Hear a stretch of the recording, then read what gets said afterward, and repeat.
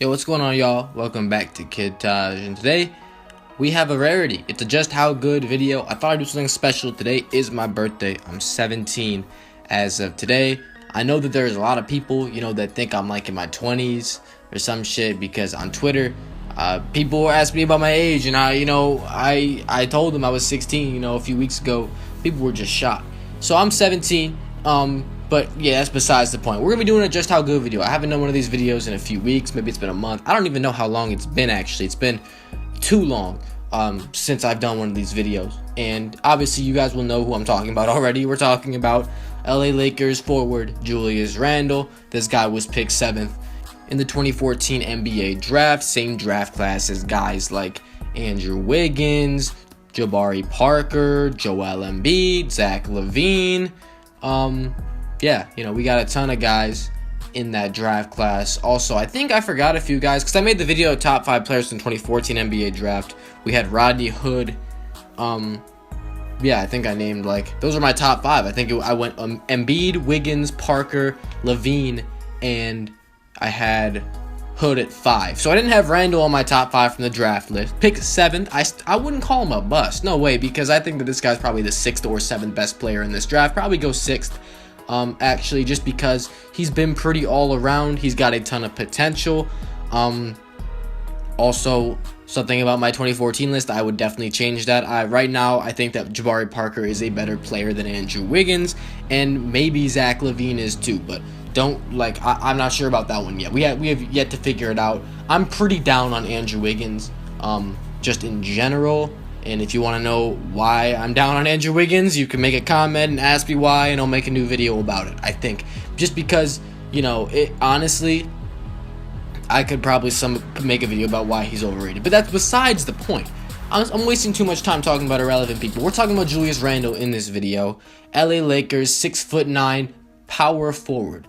This is a very rare breed of player. Julius Randle, he's a guy that can really run an offense as a point forward. And it's really cool because we don't have a lot of power forwards that bring the ball up. Ben Simmons is going to be that guy, and apparently Ben Simmons is going to be a point guard. I heard Sixers coach Brett Brown talk about that. Apparently, they want to get Ben Simmons to the point where he's the point guard of the team, not a point forward, because that Julius Randle isn't a full-time point guard. He brings the ball up sometimes, he makes a lot of plays, but D'Angelo Russell is the point guard for that Lakers team. But he's got great playmaking skills. The guy can do a ton of things with the ball in his hands. And in this video, I'm going to talk about how good he is right now, how good he's been in his career so far, and how good I think he's going to be. I think he's a very unique player, and I'm really excited because I like when in the NBA we find a guy like this, a point forward, power forward, a post-up shooting guard, rare breeds of players. But post-up point guard. What if we saw a post-up point guard in the NBA, like a Magic, honestly, we have big point guards, but what if there was a 6'4" point guard that could did post moves and shit? We don't see that very often. Russell Westbrook kind of does post moves sometimes. But yeah, again, besides the point, I gotta stop getting distracted. So let's talk about what his career has been like. Julius Randle, of course, in his first season, the 2014-15 season.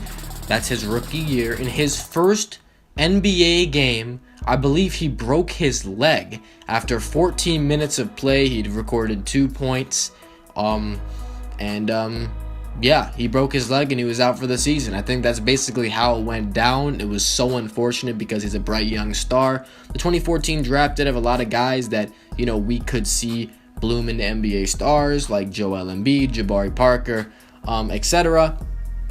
And Julius Randle was one of those guys. He literally had a ton of upside. He was a guy that could do so many things at the 4 position. He had great athleticism, strength, size. He had great tools. And, it sucks because we've seen this so many times. We've seen guys miss entire seasons, young guys, and we just want to see him play. Like Joel Embiid, we had to wait 2 years for him to play. It's just a bad thing to happen.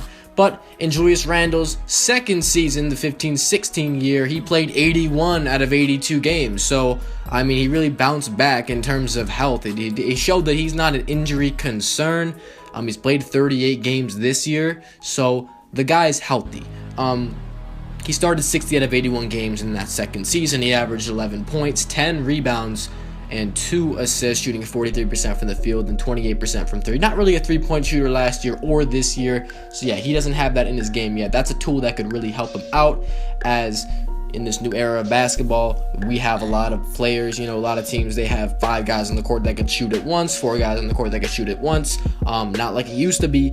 And Julius Randle getting a 3-point shot, a consistent one, would do wonders for his game, because he's great attacking the basket, but it's harder to attack the basket when you don't have a consistent jump shot, and that goes for his mid-range shot as well. Julius Randle's not a consistent mid-range shooter yet. He's not consistent enough as a mid-range shooter yet. And his 3, it's not there, okay? He's shooting 23% this year, and he's only attempting 0.1, or he's attempting 0.6 per game, making 0.1 per game. So he's not a threat there yet. But in other areas of his game, he's gotten better. I mean, this year he's averaging 14 points, up from 11 last year, and roughly the same amount of minutes per game. 8.6 rebounds is down from his 10 rebounds, but he's playing a different role. 4 assists is up from his 2 assists. That's fantastic. And of course, the turnovers are up. That's going to happen when you handle the ball more, when you're more involved in the offense. And last year, it was Kobe's last hurrah. I mean, we were all, talking about that. That was the big story with the LA Lakers, and it wasn't really, the spotlight wasn't on these young guys yet. Now Kobe's gone. We have all the time to focus on guys like Julius Randle and D'Angelo Russell, maybe Jordan Clarkson, Brandon Ingram for sure. Those guys, that's the new LA core. Those are the guys that are going to develop into the future of this team. I mean, Julius Randle is the future of this Lakers team for sure. He's by far the most complete player on the roster, I think, that's young and up and coming. I mean, they got a lot of scorers. D'Angelo Russell has proven he's an offensive threat. He's got to establish himself defensively. Brandon Ingram is still in development. Jordan Clarkson is a bench scorer. Lou Williams is a bench scorer. There's a lot of guys on this team that can score the basketball, but their defense isn't good enough yet. Julius Randle's one of the better defenders on this team. But for example, I mean, this team, a reason why I don't say focus on stats for this guy, why I don't think that, it's a good idea to say, oh, he's only averaging 14 points and his rebounds are down. And 4 assists. He's a triple-double threat. He has off nights and on nights. He hasn't really been that consistent this year in terms of stats. In terms of being aggressive, he's had off nights. And he's still learning. He's 22 years old.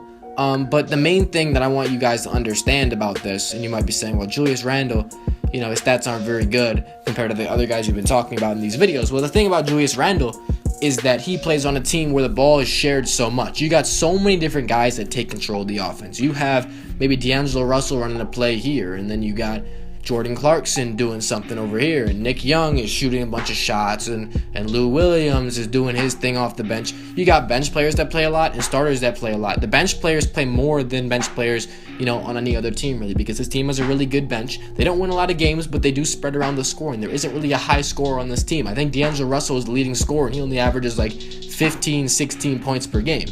So it's a lot of guys scoring in double figures, but there's no 20-point scorer on this team. I think that if you put Julius Randle, on the Nets or something, that he could really put up 18, 19, 20 points per game.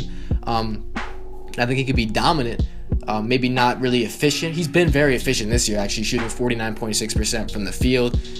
That's about 7% up from his percentages in the field last year. But the thing about Julius Randle is he's on a team where his usage rate isn't as high as it would be if he was just by himself and developing, with guys that don't need the ball around him. But the Lakers team right now, they're young guys that a lot of them are going to be stars in this league, I think. I think this Lakers team will be very good in a few years because they've got a lot of young guys developing and getting better and better.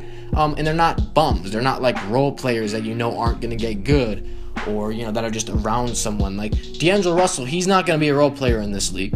I don't think that Brandon Ingram's going to be a role player in this league when he gets good. And people are down on Brandon Ingram right now, but I think that Ingram, I think he'll develop into something. Maybe not a star, but I think he'll be solid in this league for sure.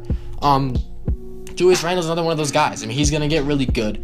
He's going to get better. He's already good, but he's going to get better. The versatility is the main thing for Julius Randle. He honestly can do so much. We've seen multiple triple doubles out of this guy this season, and that's amazing for someone his age, for someone with 2 years of experience really. I mean, the first year doesn't really count He has triple doubles. I don't think anyone else in that draft class, that 2014 draft class, is getting triple doubles in the NBA. Can you name somebody? I don't think you can. Julius Randle is doing it. None of those guys really are. So that's, he's got that. If you can get triple doubles, if you're an NBA player, you can get triple doubles, you got some future. If you're only 22 years old getting triple doubles, that's fantastic. Now, I want to talk about what I think he can do in his prime, how good he can be. Well, for sure, I do think that this Lakers team can be a dynasty in the future. That might be saying a little too much, but the potential is there. I mean, honestly, if D'Angelo and Julius and Brandon Ingram and maybe even Jordan Clarkson are to reach their full potential, and of course they're going to get another pick this in the 2017 draft, and the 2017 draft is loaded, so they're going to get another guy that can help them, another young player. This team is going to be loaded with young talent, and they will grow. And when Julius is in his prime, I mean, I think he's capable of putting up numbers like on a team like this with other young stars. He could be a leader of that team, averaging 18 or 19 points and 9 rebounds, and 5 or 6 assists, possibly. Maybe, he averages more assists and he becomes like a LeBron type player with the assists, not necessarily with the scoring because he doesn't have that jump shot.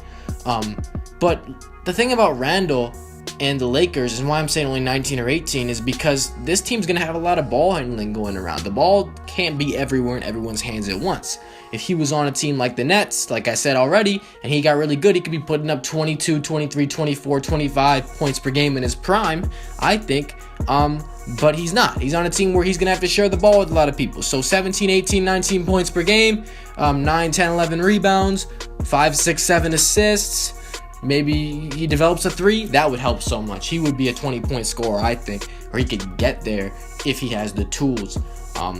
We got to see how good D'Lo gets and, all those guys. But definitely do think that this guy's got a bright future. He's only 22. He's getting triple doubles. That's always a sign. That's how you know.